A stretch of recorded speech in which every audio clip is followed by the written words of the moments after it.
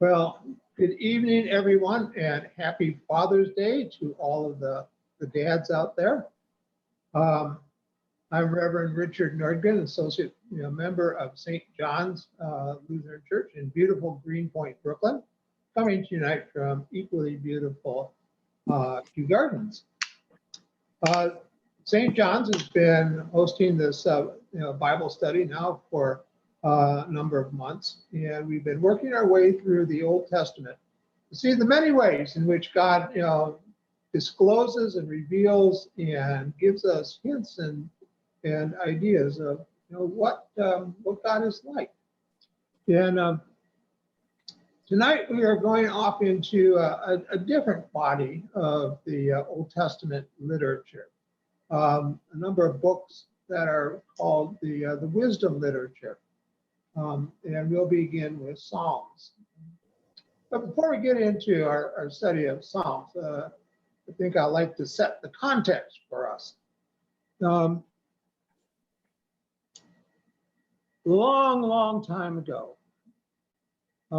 in the days known as the patriarchs, God approached a man by the name of Abraham and says, I want to make an agreement with you.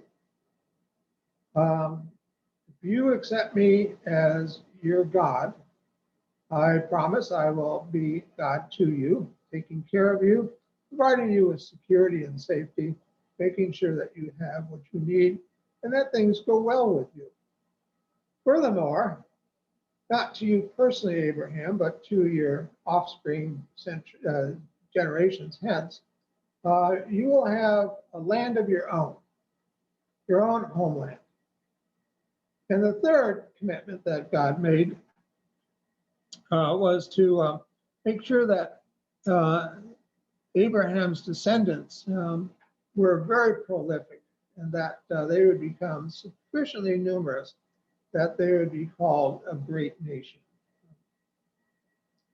That arrangement went along very nicely for a long period of time on just a very informal basis. But as the dynamics changed and historical circumstances brought new threats and challenges to the life of the Israelites, it became necessary to make that more informal agreement that God had made with Abraham into an ordered and structured and institutionalized format. And that was done with what was called the covenant, or the sometimes known as the law. That was struck at Sinai. So sometimes it's called the Sinai covenant. And since Moses was the go-between between Israel and God, it's sometimes called the Mosaic covenant. And in that covenant, the three commitments were ratified, but they were made conditional. Now Israel had to be on its best behavior. It had to agree to a set of behavioral standards. And furthermore, they had to agree that they would not have other deities that they honored and served. Well, that proved a very difficult challenge for the Israelites, a very difficult challenge indeed. And history from the time of that covenant making through the time that we're at now, centuries later, the experience was generally one of noncompliance and unfaithfulness. Now, God had promised that those who, if the country was good, then they would be blessed and richly rewarded. But if they strayed into idolatry, or they had forsaken justice and righteousness and mercy, they would be punished. And God had a number of tools available to exact the punishment, if that was the case that was needed.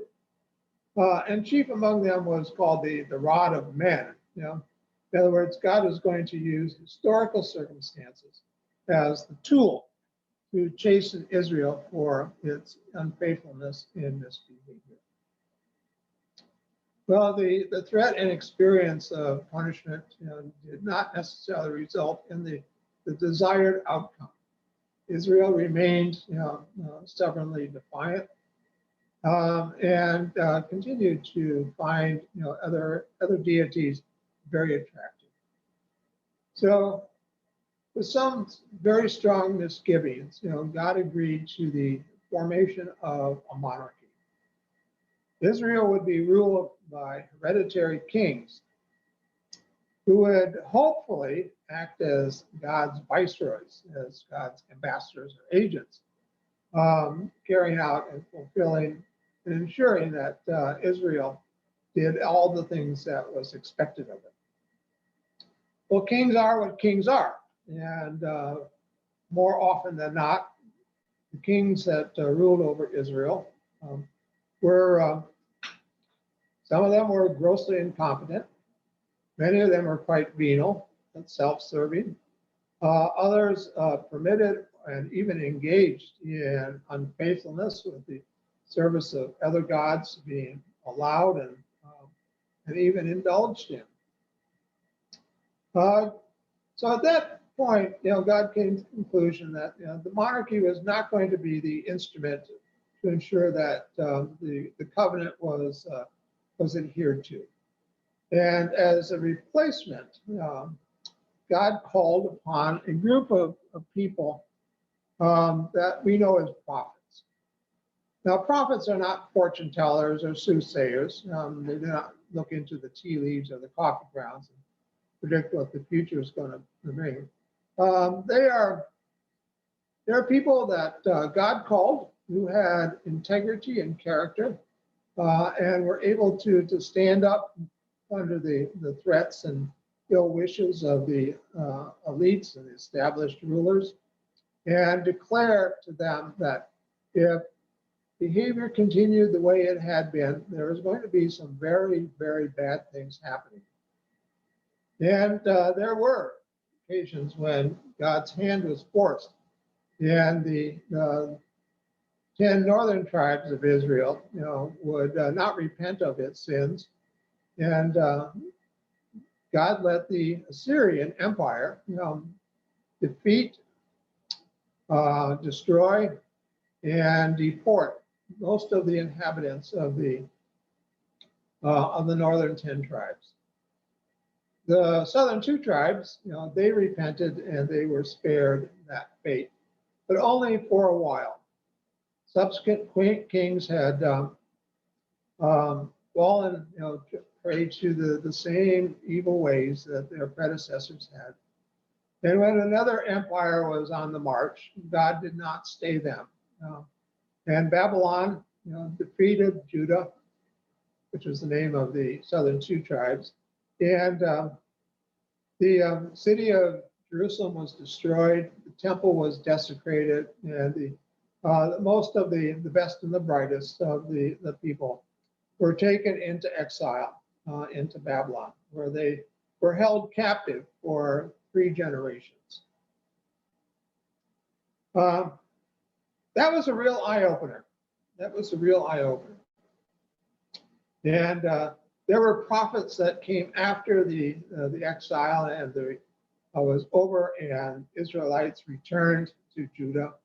But they were of a different breed. They saw very little hope, for the revised and revitalized and faithful Israel. Their prediction was that if things didn't change, only a small remnant, would survive, and that God would let loose, a form of wrath that, unlike anything that had ever been seen before, it would be cosmic in nature. It would be a battle between good and evil. And this body of literature is called apocalyptic literature. So that's where we left off last week. Prophets like Zechariah, Haggai, and Malachi were not at all hopeful for the future. They saw things in a very gloomy frame of mind.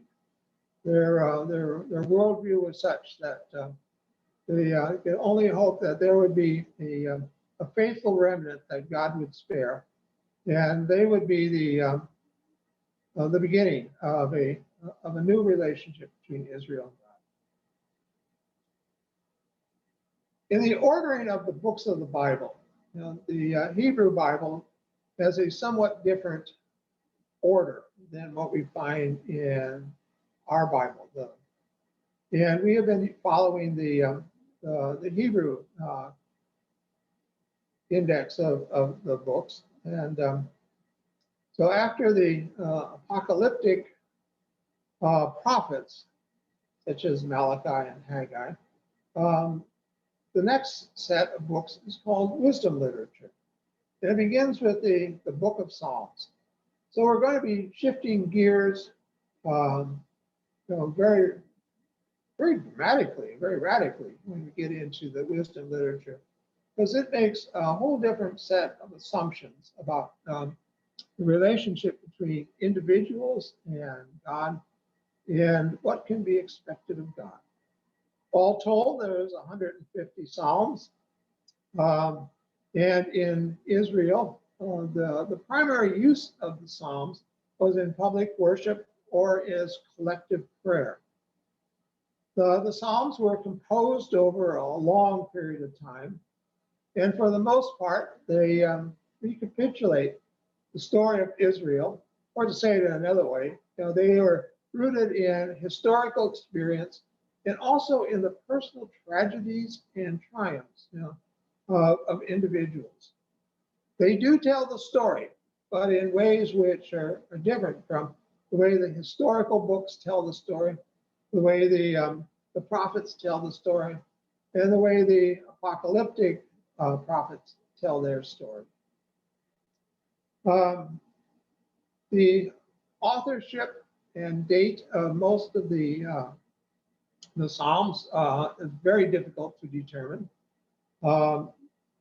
Traditionally, David is credited with being author of many of the Psalms, but when we look at those which are credited to him, the context makes it very difficult to reach the conclusion that he was writing about times of his own times.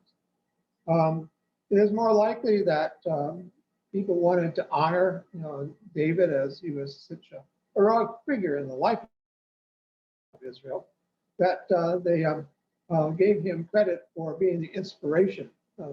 As you will note at the beginning of those Psalms, which are credited to him, it does not say a psalm by David. It says a psalm of David. Some biblical scholars have gone on to say that those Psalms of David were actually a reminder to the kings who were enthroned at the time that they ought to pay heed to what David's outcome was, lest they fall into that same trap. The books of the Bible that we have looked at so far have been, by and large, a recording of God's communication in one form or another with God's people. Usually that communication is conducted by some like a prophet or a leader such as Moses. But by and large, God does not have personal communications with ordinary common day Israelites. He talks with the prophets, he talks with some of the leaders, he uses them as his spokesperson. But by and large, the communication is generally in one direction from God to responsible individuals or people who needed to be reminded. But the Psalms are different. The Psalms are communication not by a few, but by many, lifting up their petitions and praises to God and asking for God's help or giving thanks for the help that has already been received. For good reason, the God of the psalmist, is regarded as a God bringing comfort and empathy and compassion and tenderness when people were in the midst of some of the darkest days and periods of the history of Israel, or some of the darkest and loneliest days in the lives of individuals who are being beset with all sorts of problems. To get a sense of what some of the Psalms look like, tonight we'll be sampling in some of them to get a flavor for what there's like. And so, Megan, would you be the first reader? Yeah, sure. Okay, we turn to Psalm 137 and read the first 6 verses.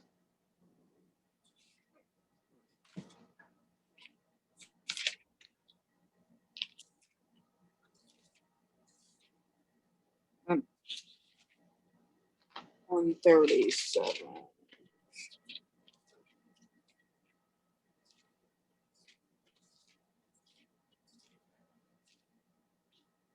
There we go. By the rivers of Babylon, there we sat down and there we wept when we remembered Zion. On the willows there we hung up our harps, for there our captors asked us for songs, and our tormentors asked for mirth, saying, "Sing us one of the songs of Zion." How could we sing the Lord's song in a foreign land? If I forget you, O Jerusalem, let my right hand wither. Let my tongue cling to the roof of my mouth, if I do not remember you, if I do not set Jerusalem above my highest joy. Okay, thank you. Well, that is clearly a psalm that was written during the exile. There can be no question about that one. That one's easy to date. One of the things that I think is very, very important in this psalm is the expectation that the psalmists have that God is willing and able to be comforting and compassionate. God is capable of showing tenderness. For much of the material that we've studied to date, the other sorts of expectations were more likely than not. That Israel's misbehavior caused God to feel frustrated, disappointed, and angry. It was a mood that was tense, not tender. It was a mood tone that was angry and hostile rather than comforting and hopeful.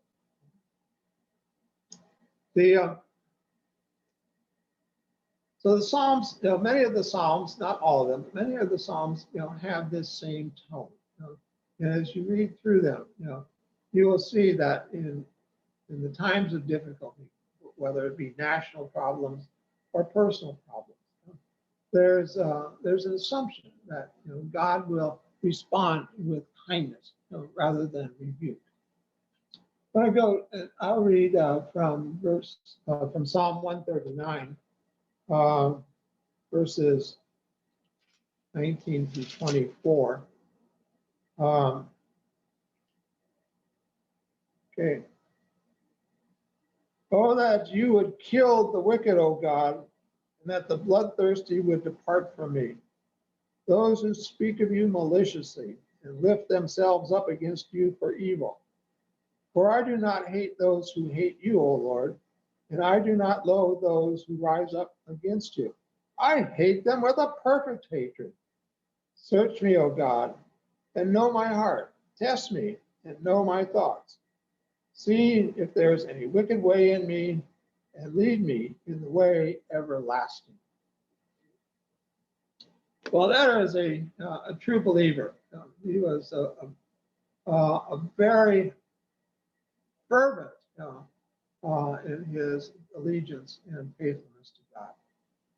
Now, as a whole, the exiles who were busy before Israel was sent captive into Babylon had assumed and characterized Israel in its entirety was evil.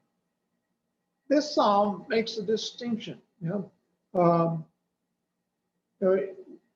he may have had his time of transgression, but he is declaring, publicly that I am your faithful servant. I am your man.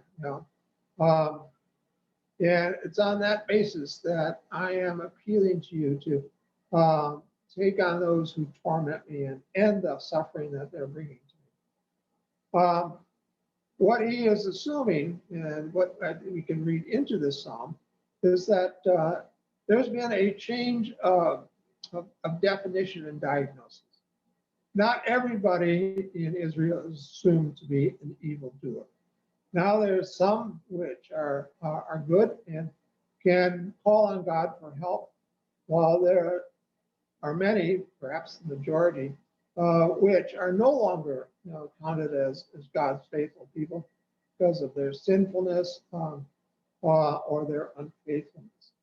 So the collective worldview of the pre-exilic time has changed from one of collectivization, everybody's in the same kettle, to one which there is an individual characterization of moral standing. And those who can say to the Lord, I am your person, I'm your man, they are capable of having a quality of moral reflection that allows them to say, that I can come before you, not fearing for my well-being, or you will not turn against me. Okay. So that change, in outlook put some new demands on God. So Megan, would you go to Psalm 140 and read the first 8 verses? Deliver me, O Lord, from evildoers. Protect me from those who are violent, who plan evil things in their minds and stir up wars continually. They make their tongue sharp as a snake's, and under their lips is the venom of vipers. Guard me, O Lord, from the hands of the wicked. Protect me from the violent who have planned my downfall. The arrogant have hidden a trap for me, and with cords they have spread a net. Along the road they have set snares for me. I said to the Lord, you are my God. Give ear, O Lord, to the voice of my supplications. O Lord, my strong deliverer, you have covered my head in the day of battle. Do not grant, O Lord, the desires of the wicked. Do not further their evil plot.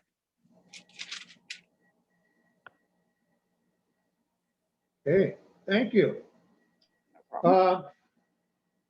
This psalmist has had a hard time.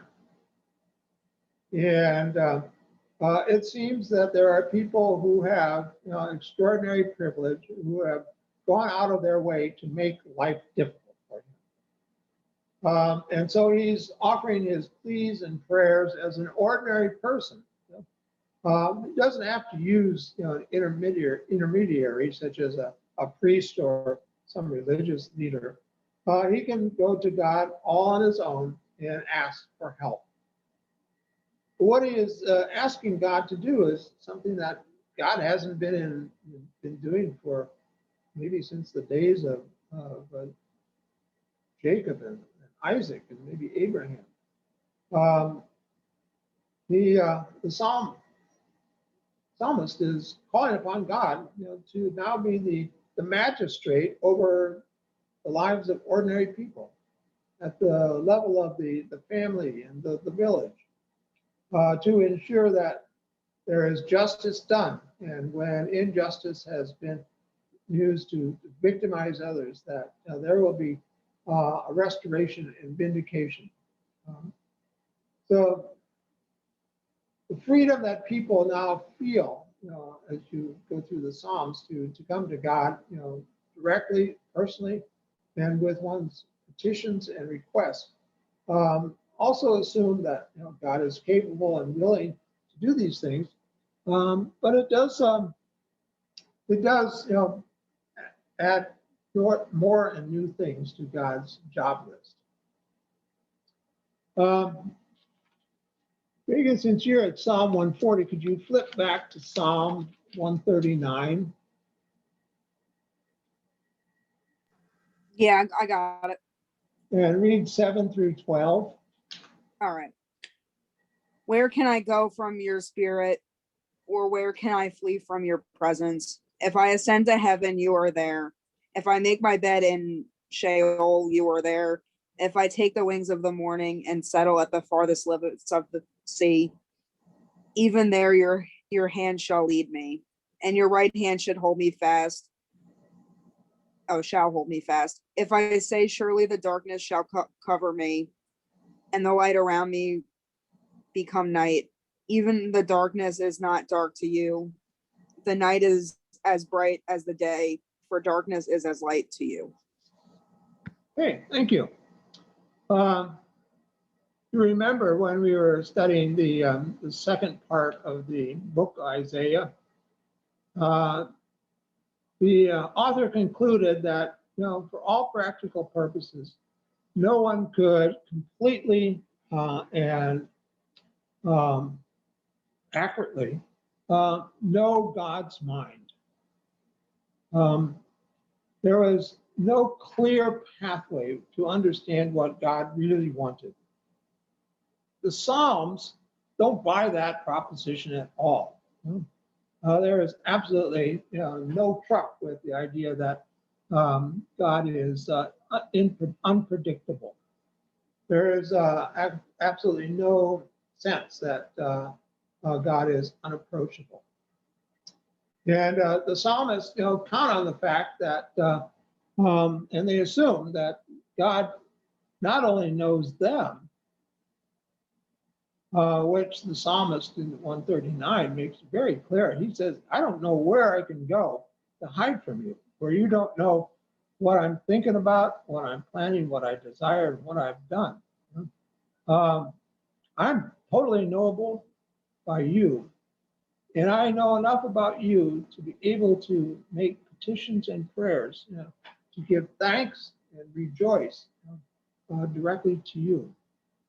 So we have a tension in the scripture that, second Isaiah was going through an extremely difficult time.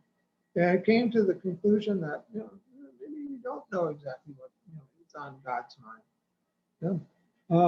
There's options. We don't know which one is the preferred option. And the psalmists say, no, I don't think so. If God is unpredictable, then how can I count on God giving a hoot about my concerns? How can I count on God rejoicing with me over the birth of a child or some major accomplishment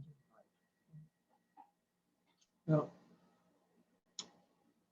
There are a number of Psalms, and I will read from part of Psalm 119, which look at the law, one that was from Sinai, and regard it as something worthy of devotion and study on its own merits. I'll be reading from Psalm 119, verses 9 through 16. How can young people keep their way pure? By guarding it according to your word. With my whole heart I seek you. Do not let me stray from your commandments. I treasure your word in my heart, so that I may not sin against you. Blessed are you, O Lord. Teach me your statutes. With my lips I declare all the ordinances of your mouth. I delight in the ways of your decrees, as much as in all riches.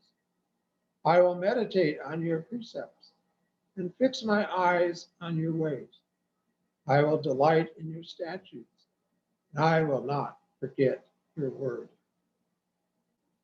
Psalm 119 is the longest of all the Psalms, and it is essentially a devotional psalm, which says that the study of God's requirements, the law as it's known, can bring one into a right relationship with God. But the study of the law is a delight in itself.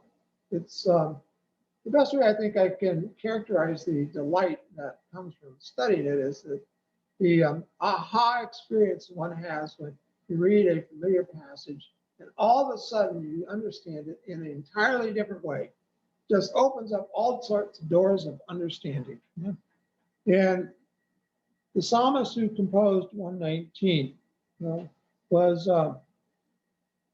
pleased with the law because it established a mechanism for the distributions of rewards and punishments. And that was its perhaps founding purpose. But also, years after it was put into place, the Psalms extol the law as a object worthy of its own devotion and study. In the years and centuries that were to come in Israel, those people who studied the law as much as they could, even at the expense of not having employment, were given high status and regard within the community. Okay, let's move on to another characteristic. And Megan, would you read Psalm 16, 1 through 6?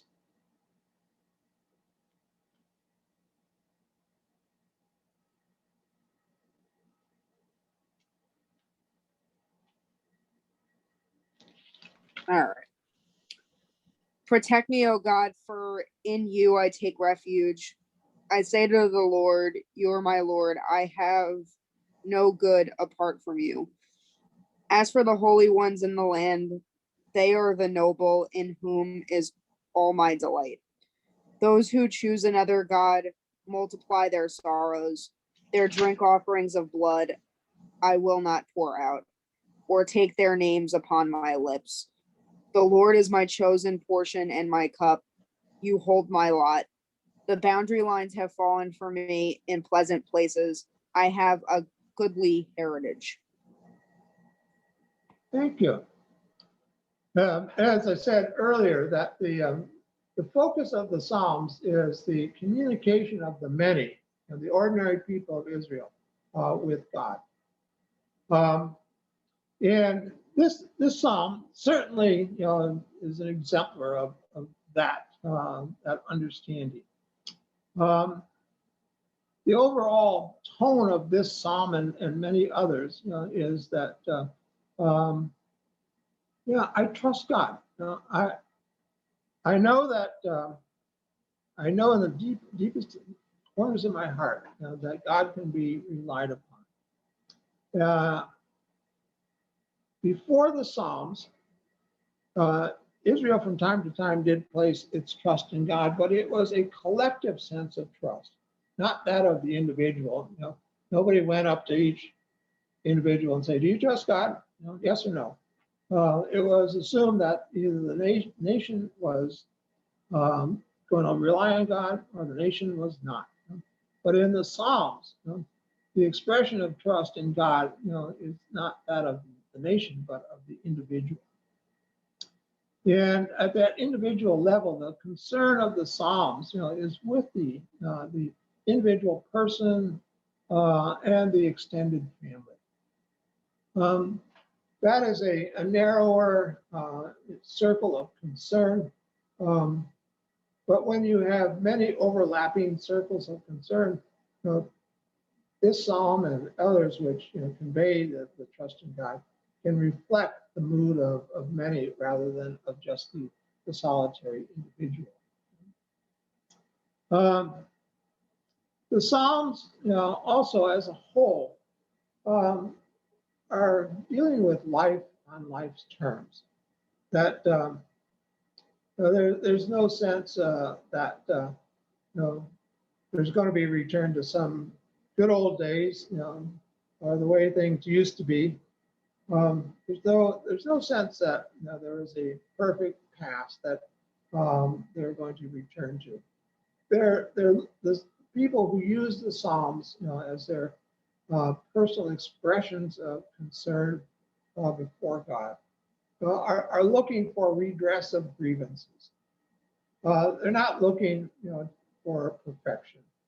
They're not looking for utopian schemes. They're just saying, God, these rich and powerful, privileged people are making my life miserable. Please do something about that so I can go back and do, what I've been doing all my life. Now, a similar, attitude I think is very common in today, because many people are saying, yeah, I'll get vaccinated, I'll wear the mask, I'll keep the social distance, I won't go out into large crowds, so we can get back to doing things that we used to do. I've not heard much of a public statement saying that, well, if we address the problem of COVID-19, we will go into some promised rosy, bright future that's going to be much better than the past. We may have hoped for that. I think by and large, people just want to get back, to doing things the way they used to do it. And this psalmist and many others who use the prayers are asking God, to just take care of this problem so I can go back to the way things used to be, before the tax collector just ruined my life, or for the king's favorite, took my field. Just make it right. Doesn't have to be perfect. Just make it right. At Psalm 119, Psalm 19 again, I will read from verses 7 through 10 because it's sort of interesting. The law of the Lord is perfect, reviving the soul. The decrees of the Lord are sure, making wise the simple. The precepts of the Lord are right, rejoicing the heart. Commandment of the Lord is clear, enlightening the eyes. The fear of the Lord is pure, enduring forever. The ordinances of the Lord are true and righteous altogether. More to be desired are they than gold, even much fine gold, sweeter also than honey, and drippings of the honeycomb. Now, they saw the law, this covenant relationship, as ordering a relationship, with God. In its own right, it was good that this law was in place, to give people a clear path of behavior, a path that would be pleasing to God, a pathway where the sharp turns and the rough edges would be smoothed out, where the highs would be reduced and the lows filled in. This was the hope of the psalmist, that they would, have a good outcome, that God would hear their petitions and prayers and answer them. But knowing that, they could approach God was in its own right very important. It was a confidence builder. Because the psalmist saw, in real life, that good people did suffer. Their suffering was unjust, unfair, and they also saw that, the wicked became even more privileged and prospered even more. They accepted this to a certain degree, but there's always this call for redress of grievances. There's a requirement or call or demand that God do something about it. And as the prophets of the exile have come to see, perhaps it was asking too much, to go to God and say, restore us in our entirety, make it like it should be. They're waiting for that to happen. So while the individual, may petition God and find that God's intervention made all the difference for them personally, that did not necessarily make a difference for the people as a whole. And when those who think about such things, were contemplating, what that meant, they came up with some hard questions. It was definitely a situation which called for explanation, and there were a number of candid explanations that were raised. But the experience of the exile, at the national level, was one that raised, serious questions about whether this relationship, could continue on a solid footing, which makes, it all the more difficult for those who wanted to maintain that relationship, with God, who wanted to be part of the faithful remnant. Next week, we'll be looking at the book of Proverbs. And while it doesn't necessarily immediately address the questions that the heavy thinkers were considering, it does provide another pathway, that doesn't necessarily involve, utopian perfection or national salvation. Proverbs, if we want to consider them as anything, is a handbook of how to get along in life. And for some people, that may be just all that they need. So with that, I will wrap up my presentation and ask if there's any questions or final comments. You can. I like these. They make it like they just make the Bible a little bit more like, I don't know, like accessible. I like that. I like these things because I feel like, like a lot of people can kind of go to them, like depending on what their circumstances may be and kind of just pull something from it and, might make, their situation a little bit more like understood to them, I guess, in a way. Yeah. But yep, that's all I got. Okay. Well, you're right. That people who haven't been to church in a long, long time can probably quote most of Psalm 23. Yeah. Okay. All right. So next week, if you're able to read into Proverbs, and we'll study that. And I would like to close our gathering this evening with a word of prayer.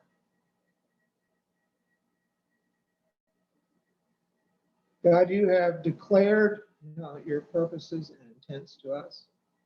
At times we find it difficult to follow in your ways. Our own desires and curiosity often hampers us in that way. We also don't know whether you can be fully relied upon. But over time, experience has shown us that there's no one else we can go to when our back is to the wall. Friends can desert us. Our jobs, will go away. Our political leaders will disappoint us.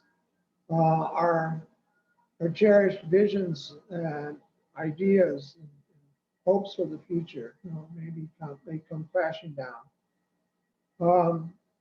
So we come to you. We come to you asking you to hear our prayers, to address our petitions, to share in our joys and our exaltations. For we don't want to just be knowledgeable about you during the hard times of our life, but know you in all the times of our life. So with that, accept our praise. Hear us when we pray for those in need who are troubled in body, mind, and spirit, the leaders of our country and the world. We ask you to hear us when we offer our prayers in Jesus' name. Amen.